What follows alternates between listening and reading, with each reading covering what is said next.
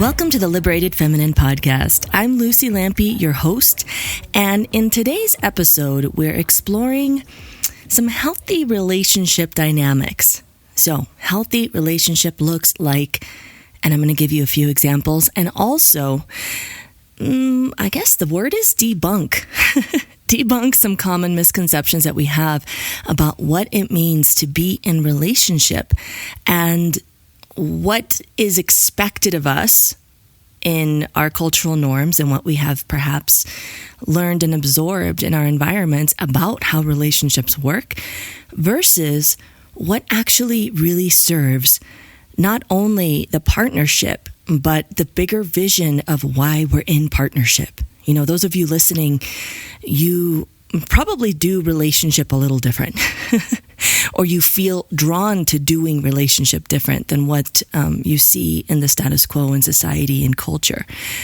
And part of the deconstructing of all of this is coming back to this understanding, this fundamental human understanding that we do need each other. We need each other.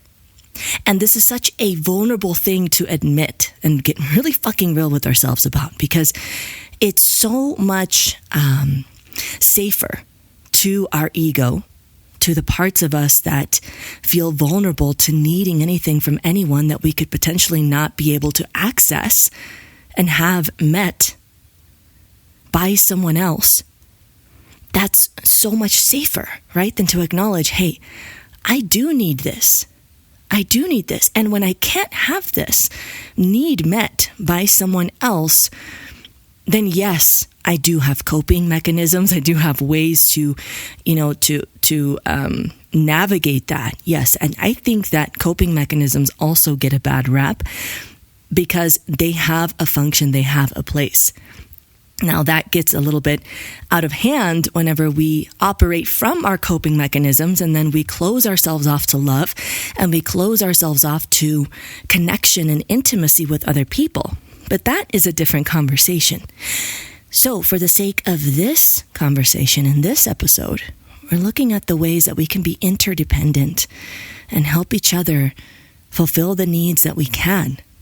So the first big statement, let's say, is healthy relationship looks like being invested in each other's well-being, not taking responsibility for each other's happiness. There is a big difference here, y'all. Big difference. I remember when my ex-husband was going through his this 2.5-year period of depression and disability, and someone that I really confided in, that I trusted, I hadn't been opening up to anyone about how difficult it had been for me trying to figure out how to help him, and then feeling so helpless, but also feeling responsible for fixing whatever was going on with his body and his mind. And to the point that it took a toll on my body, and I developed this wild autoimmune disorder while pregnant with my 4th child.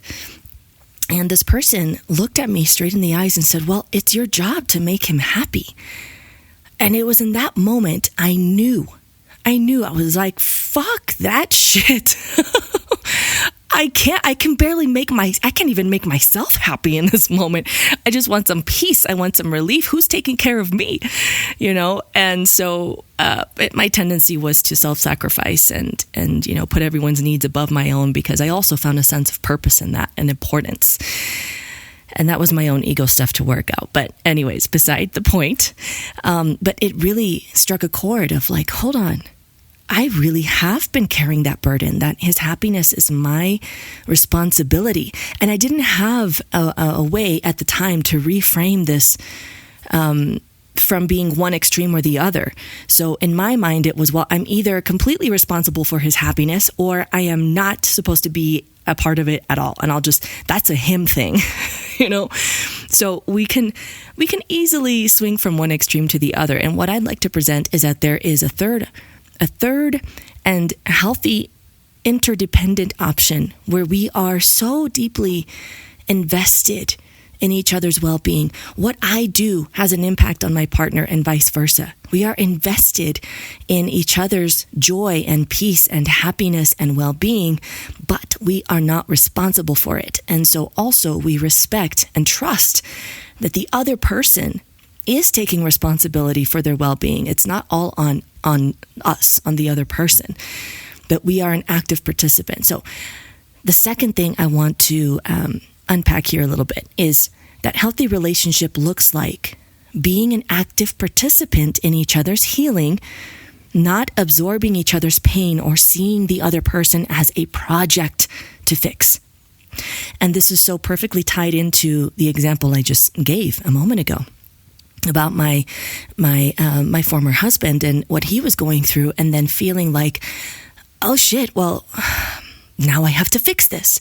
And in the polarity dynamics, right, let's think of it this way. It's like I was going head on into my masculine energy of problem fixing, problem solving, and it wasn't until I got into this space, and I didn't know to think of this in this way at the time, but it wasn't until I got into a space of feminine receptivity, of surrender, of letting go of control that I thought that I had, that I never actually had, that I experienced my physical healing. And then I got myself on this path of deeper emotional healing and spiritual awakening and discovering, who am I? Who am I really? What do I really want? What am I doing in this life? And then that prompted him to go on his own self-discovery and journey. And so when you are an active participant in your partner's healing, you are in it with them. You're not taking on their pain. You're not absorbing things on their behalf, but we are supporting each other and witnessing each other and loving each other and there to hold each other through the painful moments. We're not rescuing or saving or enabling or martyring ourselves or self-sacrificing our needs.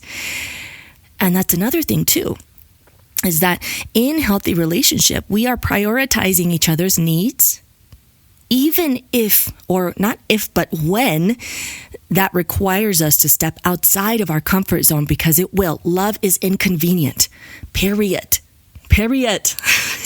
Love is inconvenient. However, there's a difference between prioritizing each other's needs, getting outside of our comfort zones, discovering what part of yourself maybe you haven't met yet, versus abandoning your own needs to accommodate someone else.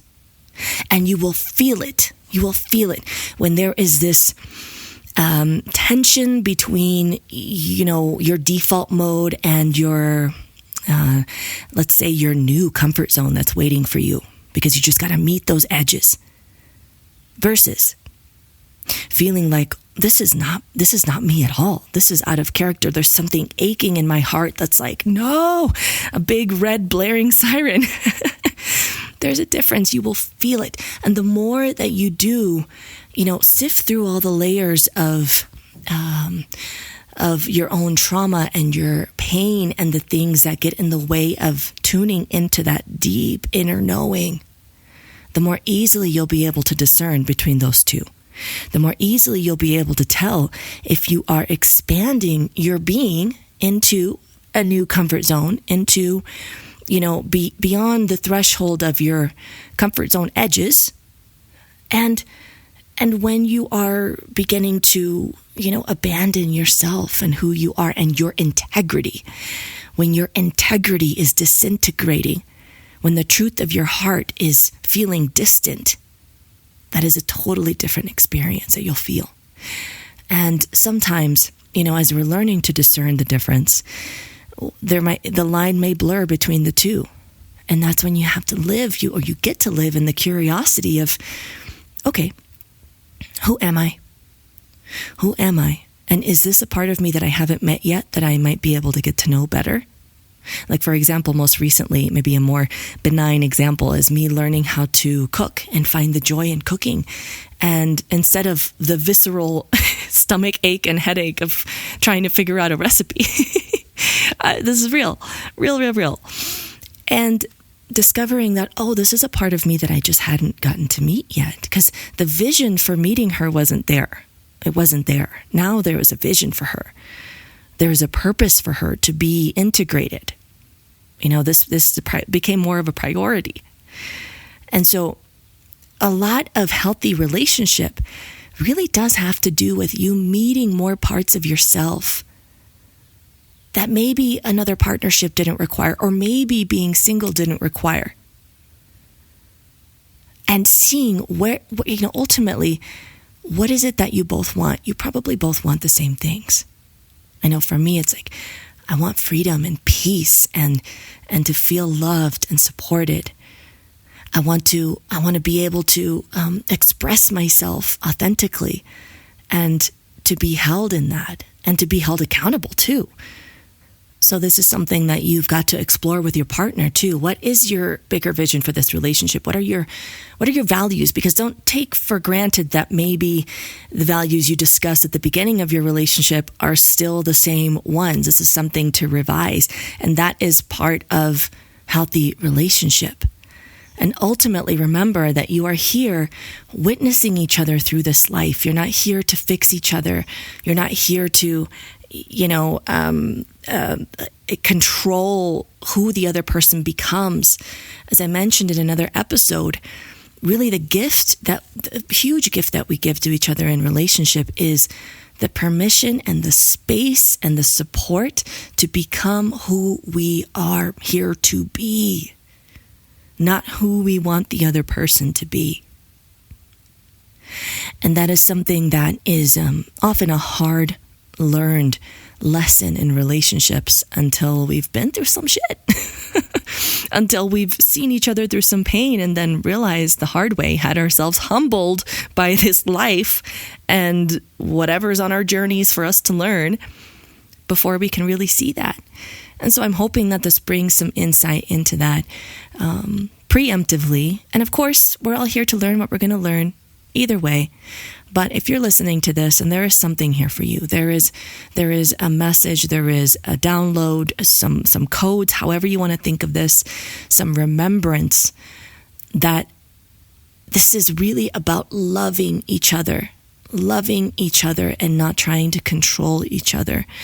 And also a big part of this is mutual nourishment and reciprocity, which doesn't necessarily mean I give you 30 minutes to talk and you give me 30 minutes to talk, but it's being reciprocally committed to loving each other in the ways that we want and need and deeply desire to be loved. And that, to me, in a nutshell, is healthy relationship. So I would love to hear your thoughts on this episode. Feel free to comment right in the app if you can on Spotify, or email me at support@thewildawakening.com. In the meantime, thanks for tuning in today, and here's to liberating your wild feminine heart. Bring the bass, give me a taste, they me to waste. I'm your little plaything. I got the feeling it's so